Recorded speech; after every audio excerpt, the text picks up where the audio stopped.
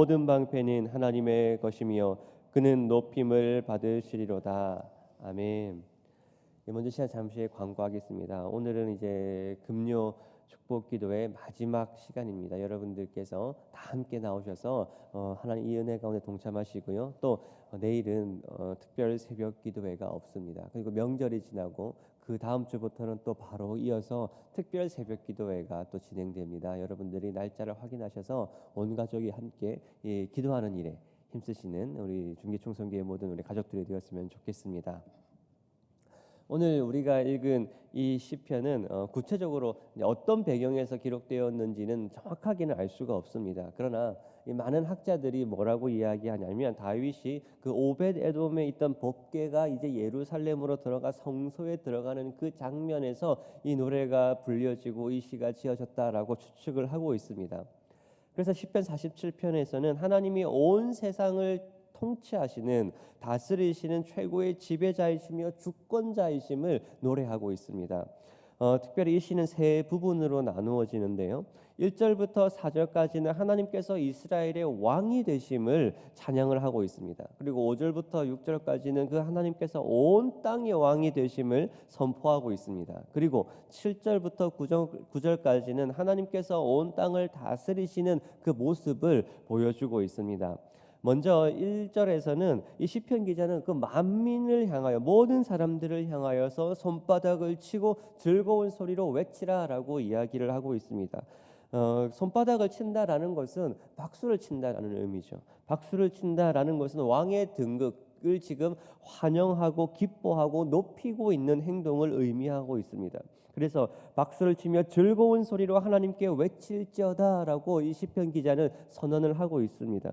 그러니까 모든 만민이라면 호흡이 있는 자라면 당연히 하나님의 통치를 기뻐하고 하나님의 왕 되심을 찬양해야 되는 것입니다. 왜냐하면 하나님은 온 땅의 왕이 되시기 때문에 그렇다라고 이야기를 하고 있습니다. 그것이 이제 2절인데요. 2절에 지존하신 여호와는 크고 두려우시고 온 땅의 큰 왕이 되심이로다.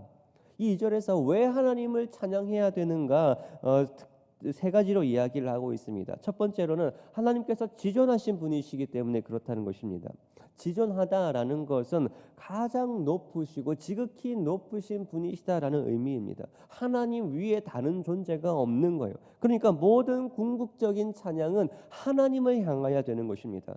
다른 것보다 하나님을 더 높이는 순간 그것은 결국 우상숭배가 되는 것이죠.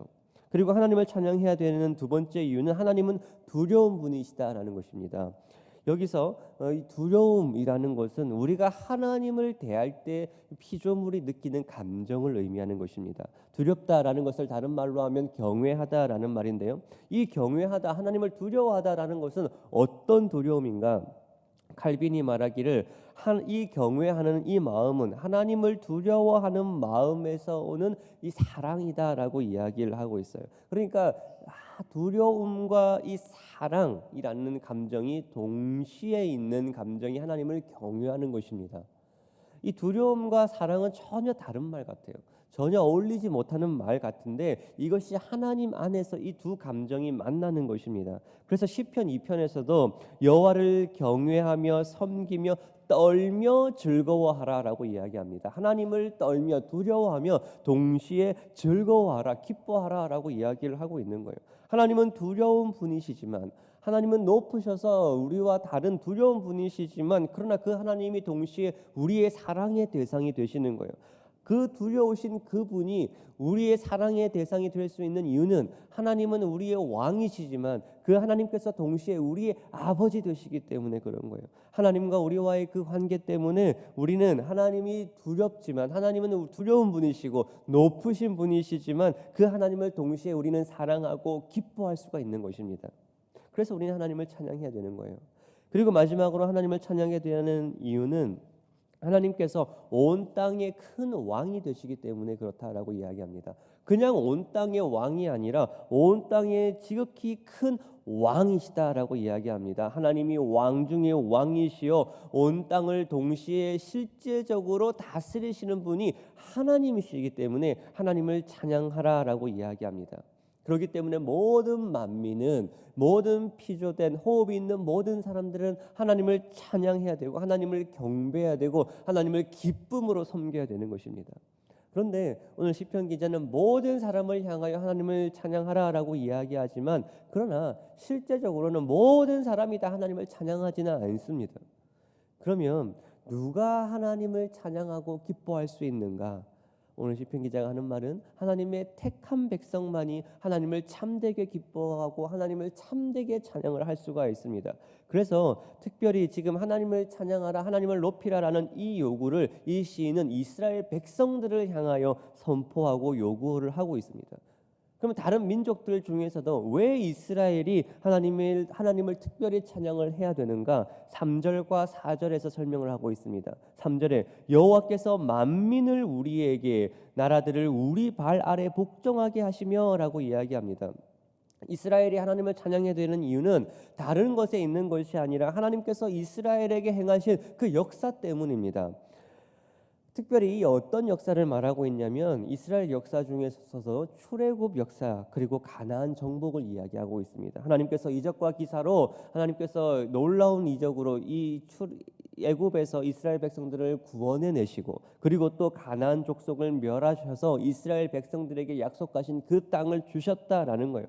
그러니까 이스라엘이 하나님을 찬양해야 되는 가장 궁극적인 이유는 하나님께서 이스라엘의 구원자가 되시기 때문에 이스라엘은 하나님을 찬양해야 되는 거예요.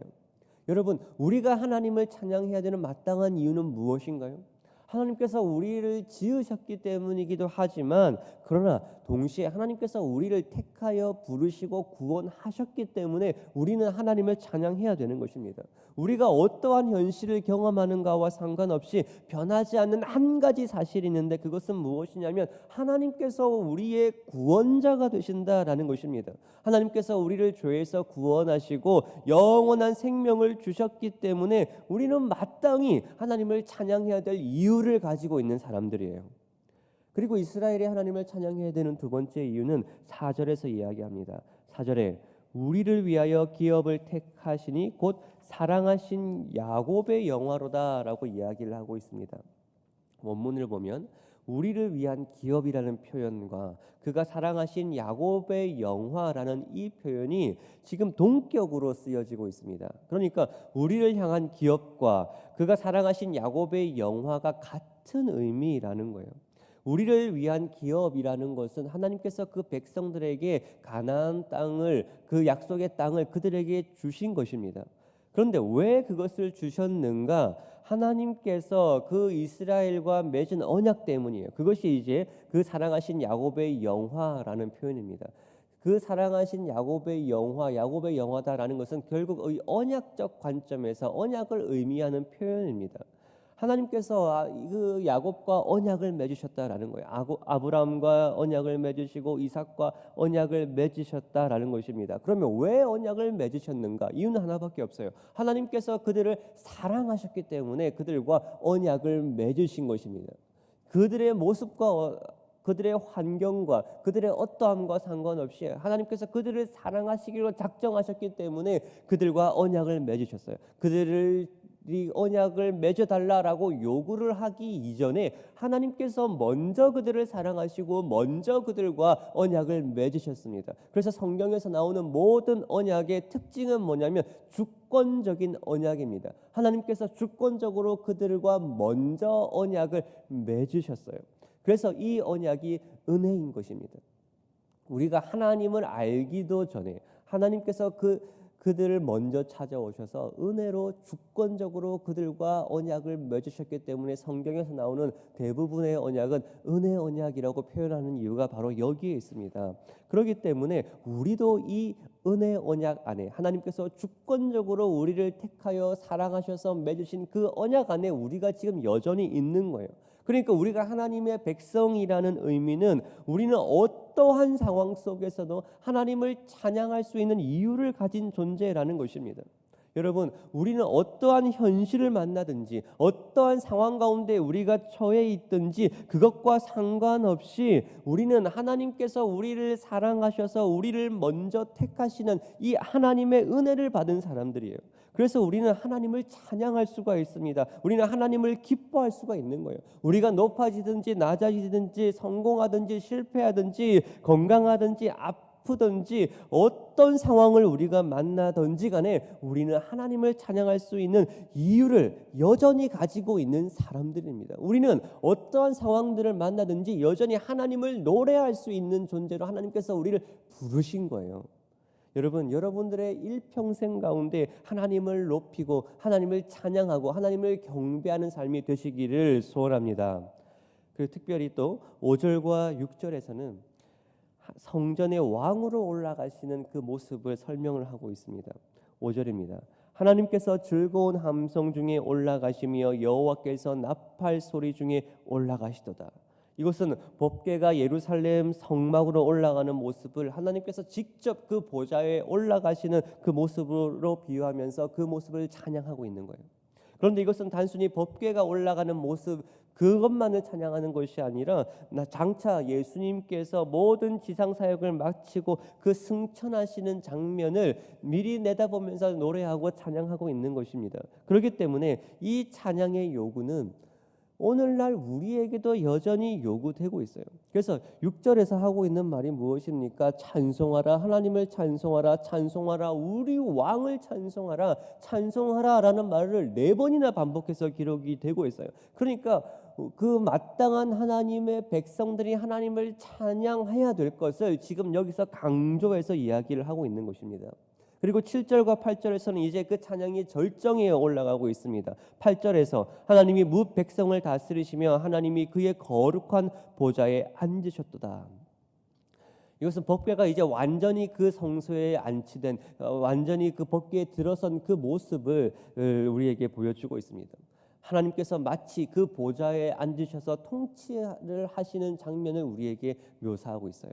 그런데 하나님께서 그 보좌에 앉으셨다라는 이 말은 2가지 말을 우리에게 의미하고 있습니다. 첫 번째는 하나님께서 그 보좌에 앉으셨다라는 것은 하나님께서 통치하신다라는 것이고, 또 2번째 의미는 동시에 하나님께서 심판하신다라는 의미가 있습니다.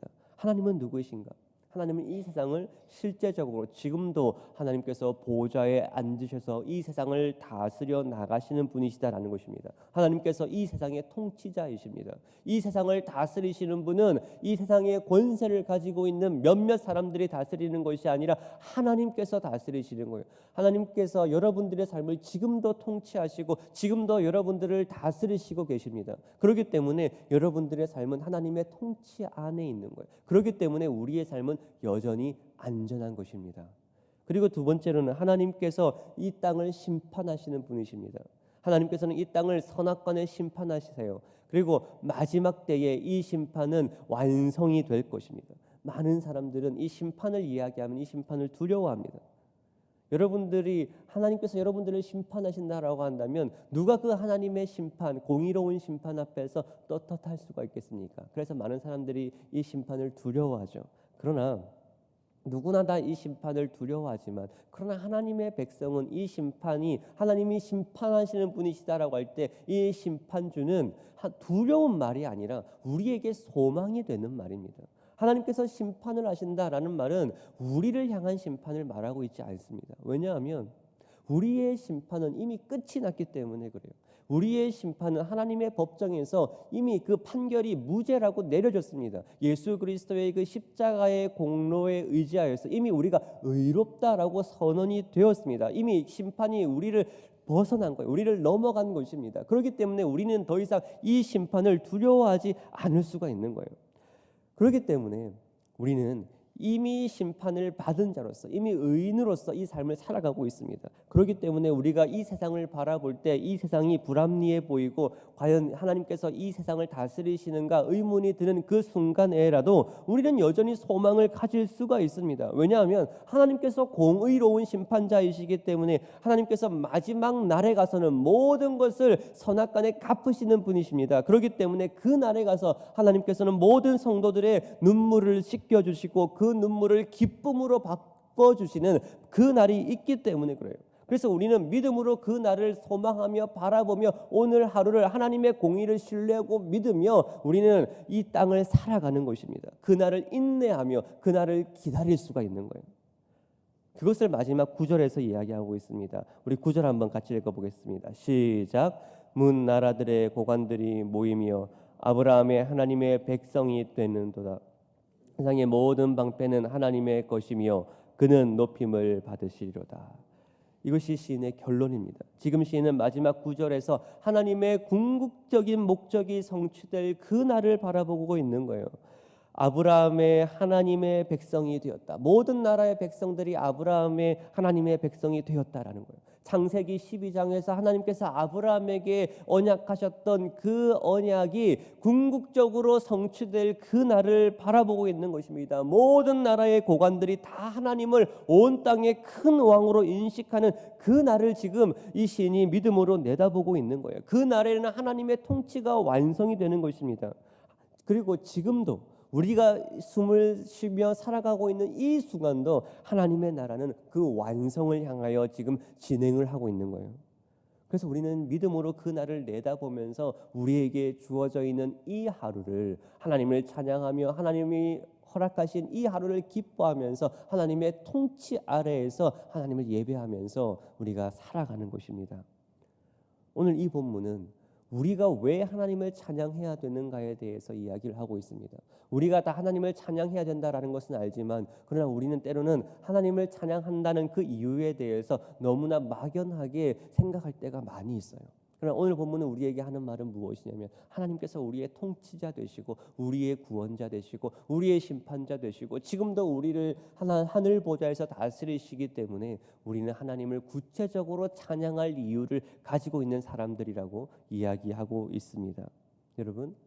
여러분의 삶 속에서 날마다 하나님을 진정으로 기쁘게 여기는 하나님을 찬양하는 하나님을 예배하는 하나님의 참 백성된 삶을 살아가시는 은혜가 있기를 소원합니다. 함께 기도하겠습니다.